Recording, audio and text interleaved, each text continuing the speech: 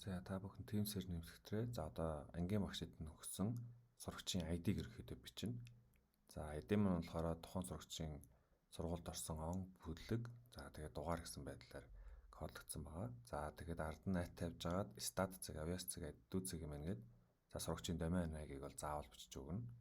За ингэснээр next-д дарна гэсэн үг. За нууц үгэн дээр болохоор сургуулиас та бүхэнд нэг удаагийн нууц өгсөн байгаа. За тэгэхээр тэрийг энэ нууц үг дээрээ бичээд sign in гэдэг товчоо дарна.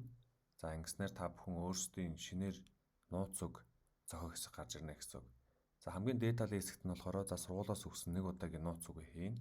За доод талын хоёр хэсэгт нь password, confirm password дээр болохоор та бүхэн шинээр одоо өөрсдийнхөө нууц үгийг зохионо гэсэн үг. За нууц үгийг зохиохдоо болохоор 8-аас дээш тэмдэгт ашиглана. Том жижиг үсэг, тоо, тусгай тэмдэгт ашиглана гэсэн үг.